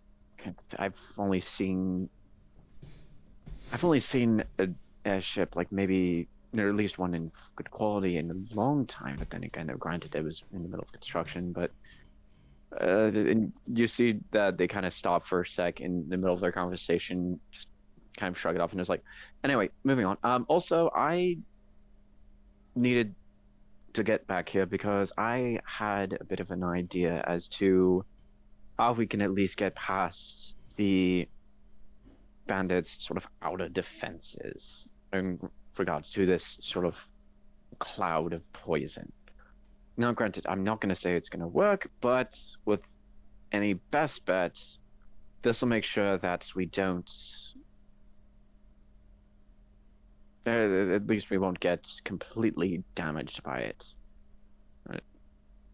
And like I said, this has just been a concept that I just thought of when we were in the middle of talking, and the Archduke said something about a cloud of poison, and oh no, it sounded like a good idea, and I've got all the stuff here right now after doing a bit of shopping, and while we're on travel, I think I'm going to start tinkering around and see if I can get at least a few of these out for everyone, for Frankie here, Vesta, Ruvik, and I did actually have enough for spare as well. So I mean, if you tag along, then we got one for you as well. Awesome. Yes, I would prefer to not die. But yeah, all right. Feel free to if you want to. They're just making sure everything is up to par. If you guys want to go inside the airship, feel free to. You just see Nick starts heading over. Biggest happy slightly mischievous smile along it, not really mischievous, but sort of like that I am gonna have a lot of fun with what I got here kind of smiles as they make their way on deck. Franklin, you're gonna. Frank looks to Evangeline and is like, look, I'm gonna be completely honest. He is about to deconstruct your ship, and I'm not gonna. Well, I would hope. I'm very interested in the inside of his ship as well. Also, I hate to say this, guys, but I actually have to leave early, so I'll see you guys on Wednesday. Okay, gotcha. All right. Bye All right. bye. And actually, with that, Franklin. So he's gonna basically deconstruct almost the entirety of the interior of your ship, if not watch. So I shall walk inside. That's if you wouldn't mind, please keep him under control, because if we might fall out of the sky, and I don't want to do that. All right. Well, no promises. Well, thank you. I feel much better. But with that, we are going to cut over to Ruvik and Vista Morais.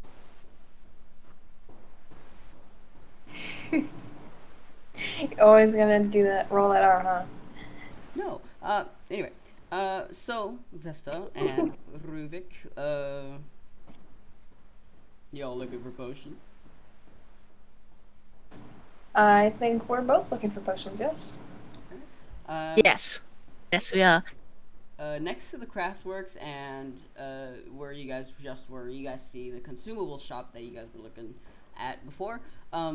And you see on the sign that's like right outside of it, you see like a little baggie with that has like a little string attached. It's to show that you can buy items here. Mhm. And you see a bunch of other shops as well. Like you guys don't have to really roll for anything because you all have seen this. You've seen this before. All this entire area, pretty much. So that's like the only place that you might know where you can get potions. Right. Well, then I will go ahead and head into that store. All right, Rubik. Samesies. Nice. All right, so you both head in. It's a pretty big shop. You see a bunch of little dingle dongles and doodads and flabernacles and were other words for knickknacks. You see things like potions. You see things in bottles. You see things like books. You see some food items. You see like some cheese. And you just see a bunch of ingredients and stuff for like produce and anything else that you might want. And you see a collection of bright red and orange feathers on the table next to this guy that seem to be glowing in this like very bright fiery red, like you can actually see kind of fire kind of spring up off of them, but it's not like on fire, it's like it's producing fire. But yeah, you see the attendant saying, "Welcome!" That was a little too loud. "Welcome to my shop. We have stuff. Feel free to watch." What will you be looking for? Hi,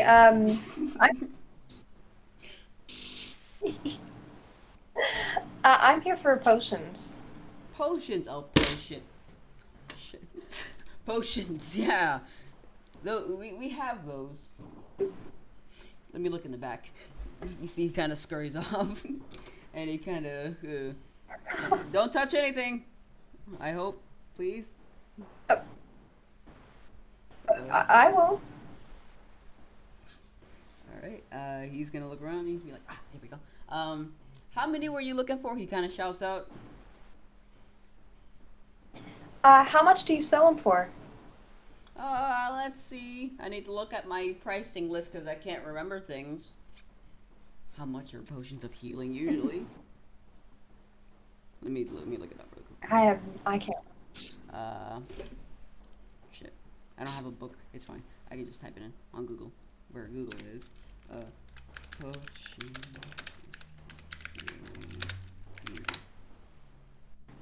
Prices.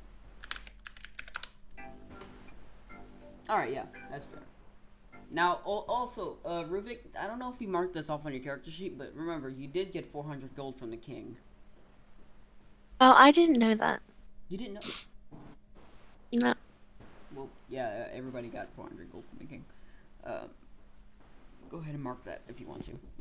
But yeah, so he says, okay, so these potions of healing, we'll say they're about 30 gil, per bottle. And, for you magic users, I also have a, there we go. He pulls out, a couple of bottles of ether as well. Yeah, the potion system is pretty much the same as Kingdom Hearts, because, they kind of grabbed it. But yeah. He pulls out some bottles of ether and some bottles of potions and be like, how much would you want again? I mean, yeah. I'll take 3 potions, and were the ether the same price? The ether are 5 gold more. Alright, I'll take 1 ether as well then. Alright. Y'all know what these things do? Like what the ether does? Because the potions everybody knows about, but ethers, because there's not that many black mages around this area, so people and black mages are the only ones who really come in here and use these. But do you know what these do? I have a general idea, but you can tell me just in case. Pretty much they'll just restore 1 spell slot without having to need a long rest. Right. Yeah. So yeah. Okay. Um. So I'll just take the 3 the money for still. Okay. So how many potions did you say you wanted? 3. It comes to Three. a total of 125 gil. All including the ether. Yeah, because it's 3 potions and then 1 ether. Okay. Cool. Um. All right. Yeah.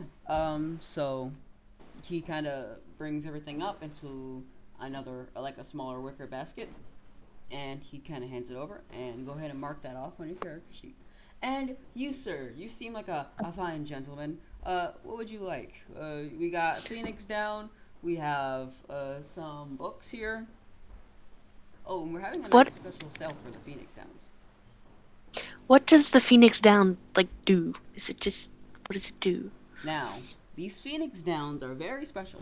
These things will revive anyone who pretty much falls to zero for pretty much free without having to, Okay, so pretty much me telling you this, it pretty much lets you revive a character without having to waste an action or a bonus action. Right. Yeah. How much are they? You say this to me or to the to the guy who's selling?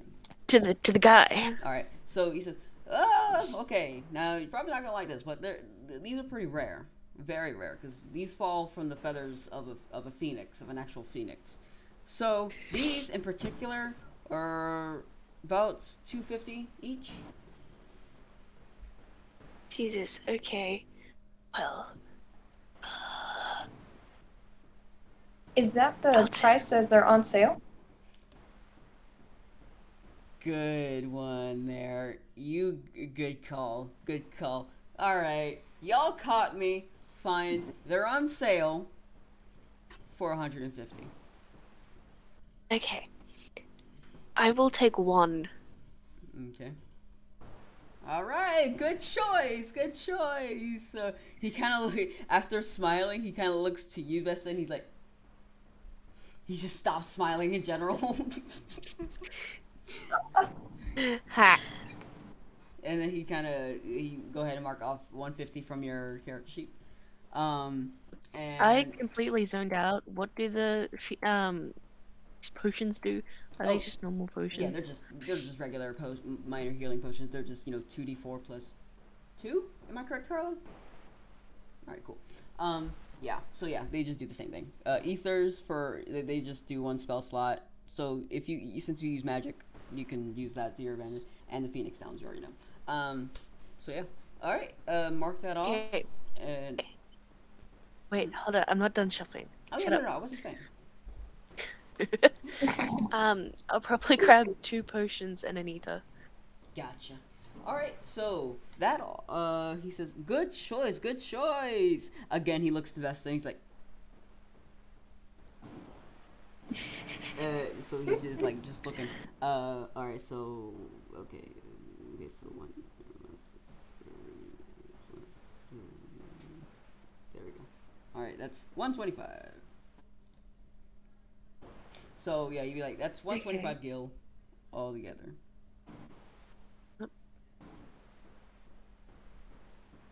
I'll probably adjust the prices the prices of the healing to be a little lower next session.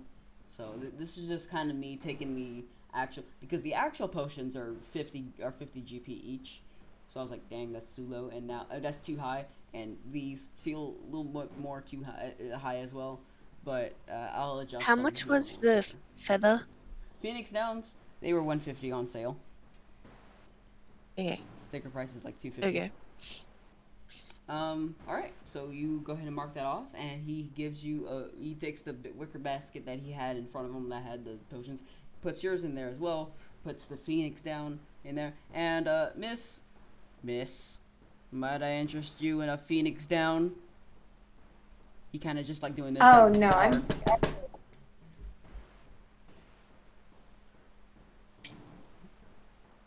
I'm not in need of one, but thank you for the offer.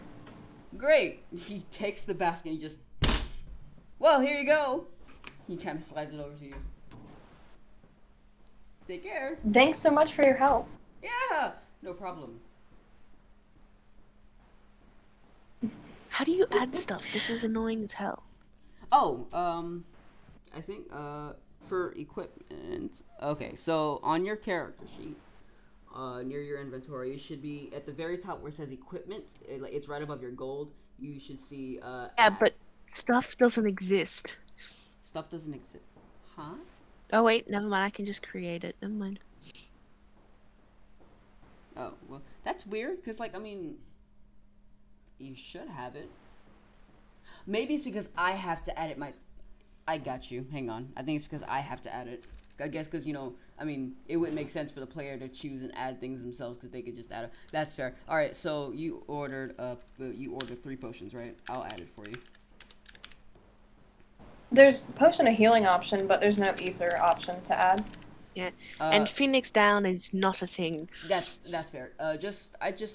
We'll just write it down for now, and then I'll make an actual item for it next session. I'll actually Okay. create an item for it.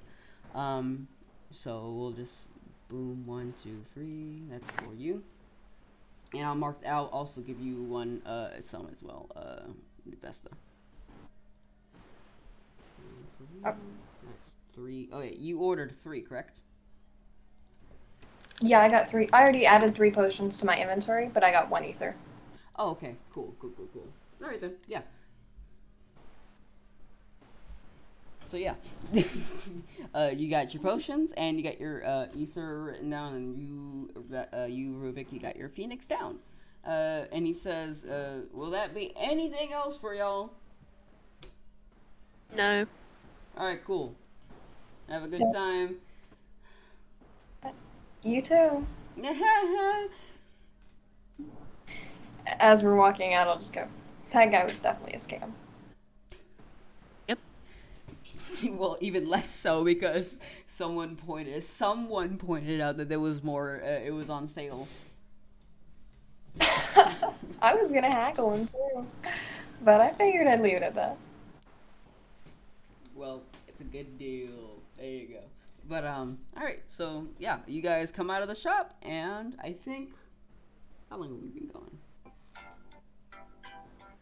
Let me see. We have been going. Are you ready to go to the airship? Oh no, we can still keep. Yep. All right. Well, all right. All right then. We'll just say you guys walk to the airship. Is there any place that you guys stop to before you guys get there, or are you guys heading straight for it? I think we're just going straight to the ship. Yeah. Cool. All right. So you guys meet with Nyx. Well, Nyx is in the airship. They're both in the airship. You don't see anybody, but you do see Evangeline there waiting on you guys. She says, "Hi, there you are. The others are on the airship waiting for you." Oh, I hope it didn't take too long. No, you're good. You're good. The crew is still working on their airship, so we're still making sure fuel's ready, making sure things are all good before we take off. Oh, great. Has Nyx broken anything yet? Everyone seems to say that. No, at least I don't think so. Franklin's in there watching him. I hope he keeps him, under control. But other than that, no. That is a massive relief that they're not alone in there. Yeah. All right.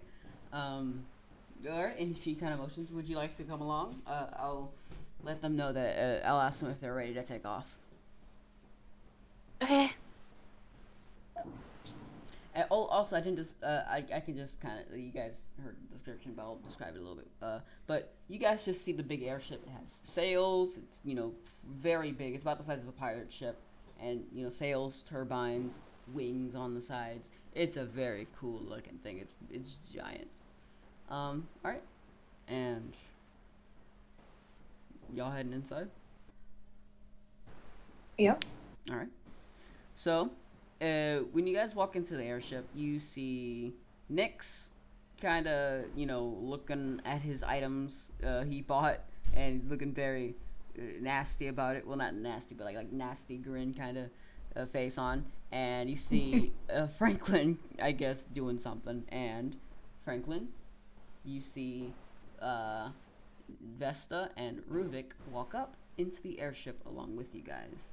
It's very spacious, and it looks like the underside of a pirate ship. Hey, good to see you. Finished your shopping?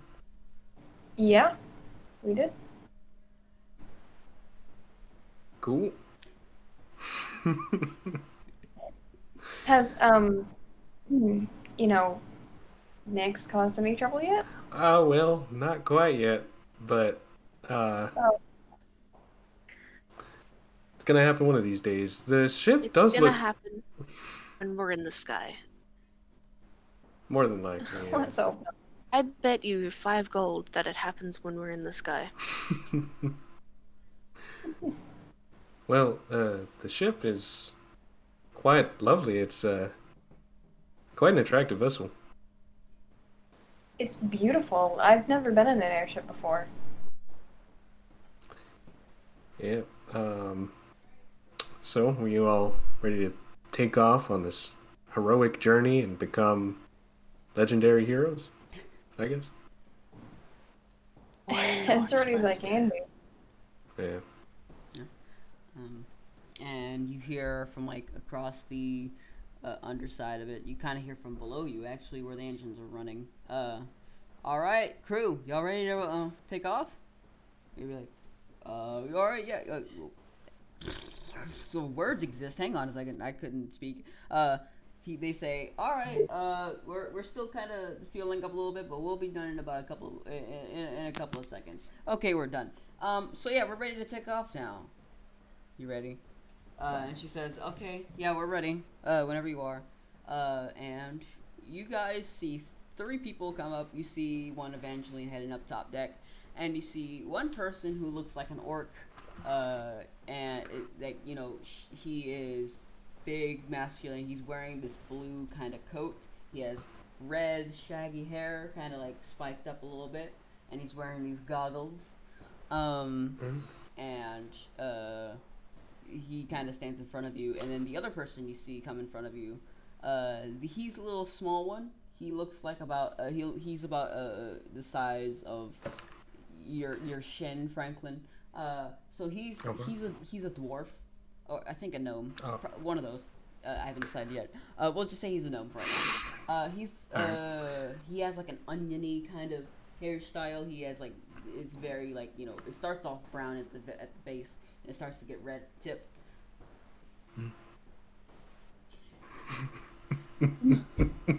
Anyway, he's also wearing the same kind of work jacket that the other big guy was wearing. Christ's sake. But yeah, and they walk in front of you, and he says, "Oh, you must be the passengers we're taking." The big one says, and the small one says, "Yeah, well, we never really taken passengers. We've only really rode in this thing ourselves. No one really likes airships like that around here. But we are glad to have you guys aboard. And if I'm not mistaken, it's the Sunken Temple of Karn, am I right?" Yep, That's right. that's where the fire crystal is. I believe to be. All right. I'll go ahead and start up the engines and man the wheel. Biggs, you want to go and shovel the coal? I knew it. I knew it. He says, yeah, you can count on me. All right, and he goes back down to the bottom part of the ship where you shoveled the coal, and he's up top about to man the ship. And Evangeline says, "All right, ready for takeoff?" And you hear the both, "Aye, all right, let us go." And the ship, you can hear as the ship turns on, you can hear like this whirring sound that's like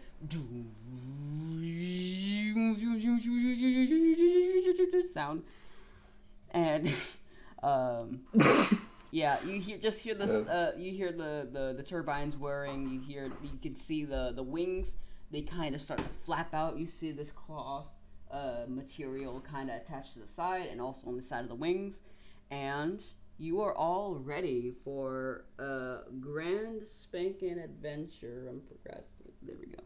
And Ooh. Oh boy. and the ship lifts off of the ground, and you see Wedge at the helm kind of start to turn its way around, and you all head out from the city of Dune. And let me pull up the map. There we go. Let me make sure I updated on the actual. Alright, you guys are here, and you all kind of venture. Wait, where's my chocobo? Hang on, let me make the chocobo. There we go. There's my chocobo. Alright, you see chocobo. Oh yes. Oh, yep. Yeah, I couldn't find it at first. But the chocobo's here, and pretend that this is the airship. I don't have an airship pin. I'll make that later. But the airship is starting to kind of go, and we'll say on this journey, Nyx is working on his special gas mask, and you guys fly over. You see this small little town that looks like half of a semicircle. That's what it's half. I don't know why I said half, but it's a semicircle, and it's a big city, but it looks very small, and you guys pass through the wood, and you all end up in this little area near Vlanville, and where you see a mountain range, and that's where you all land. It takes about, we'll say, since the airship is very big, it goes pretty slow, but then again, it's higher than, Chicken Chocobo, so it's still kind of fast. So it'll take you guys about a day, about half a day to get there. Alright. Alright, and let me go ahead and, nope. And we'll just say we'll add the wilderness theme. But you guys aren't actually in a wilderness. You guys are in kind of in a forested area, but it's not like wide open. You see a little patch of trees here and there.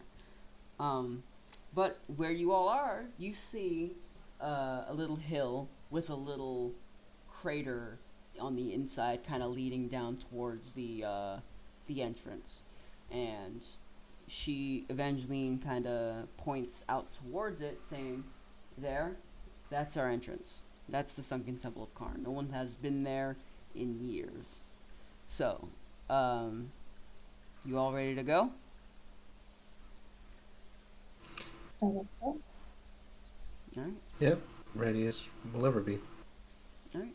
And all of you guys make me a perception check. You got it. I've got a horrible perception. Would you like some music? Always? I guess. We would like some music, yeah, sure. Oh my Okay, I'll God, get you Jesus, some music. We got 22. Alright, so.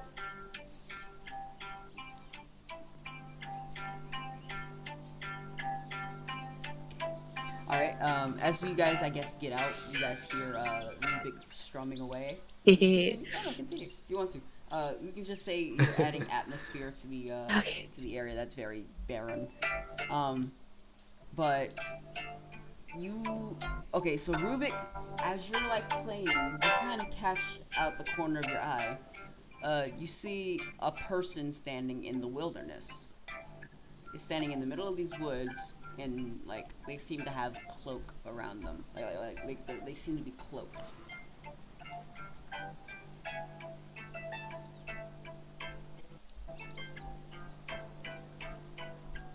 There's a person over there. Sorry. um, I was focusing on the music, okay? Very good. But yeah, you see this person who's who is cloaked, and they kind of scooch off to the left, and then they go behind a tree, a big tree, a really big tree.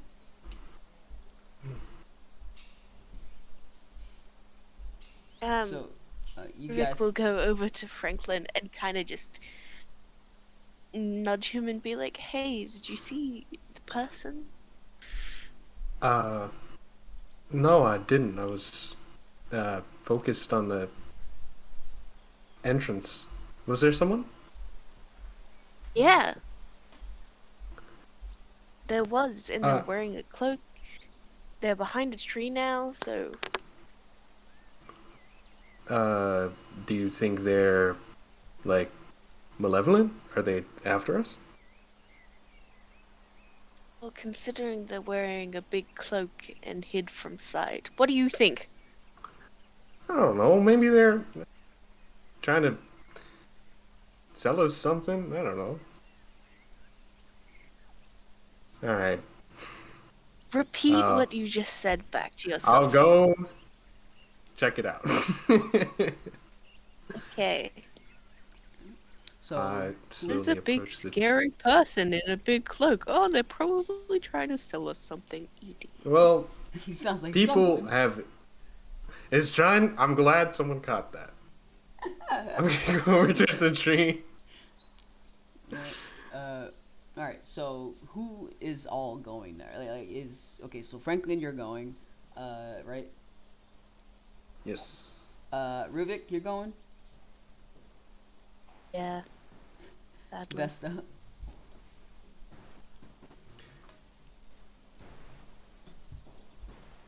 Obviously. Yeah. Oh, hi. You going with? Oh, sorry. I must have cut out. Yeah, I'm joining him as well. Oh, okay. Yeah, you did get that. I didn't hear you. Sorry. Yeah. But yeah. So You're good. you guys are over there. I guess Ruvik, would you point them to the area like that you saw them at, like the tree that you went behind? Yep. All right. And Over there! Off yonder. Huzzah! pretty much all you hear is the rustling grass underneath the supposed person's foot.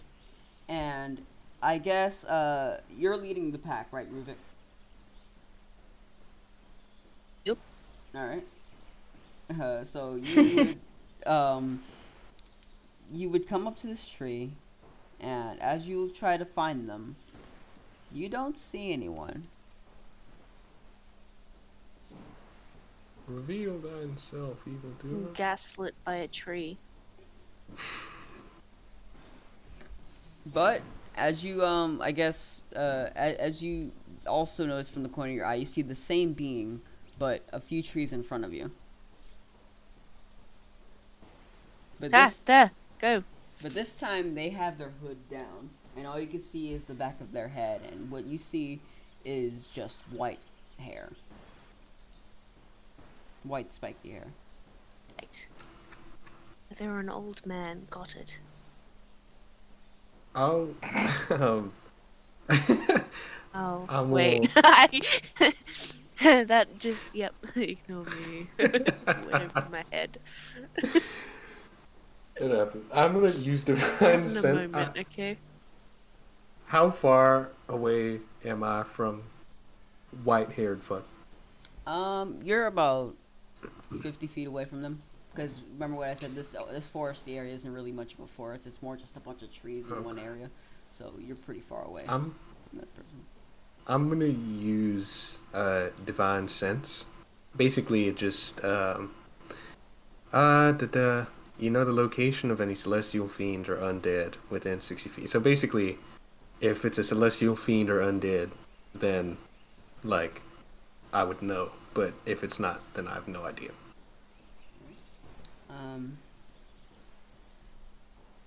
All right. So. Yeah. Wait. Is it a thing that you can cast on it, or like you can like roll, or is it not? It's Or is a it paladin ability. Gotcha. Yeah, I'll Gotcha. send it to you. There you go. Oh no, it's fine. I can. I can An see it on old your man character sheet. ability. All right. So you try to use the. Well, I guess you try to divine sense them, but you don't sense anything. And as soon as you think to yourself that you don't sense anything, this person kind of, in the blink of an eye, he rushes up past you. It feels like he rushed past you, like, and you don't see him anymore. But what's left is you see a stab wound in the side of your abdomen. And with that, we're gonna cut out, and that's the end of the session. Oh. Oh, glad you got that feather. Good purchase. Yeah. That's the end Well- of this. That's the end of the session. Everybody, thank you all for coming out to watch, and goodbye, streamers and creamers. Anybody else want to say bye? Farewell, streamers. Bye. Farewell. Farewell, streamers and creamers. Anyway, bye.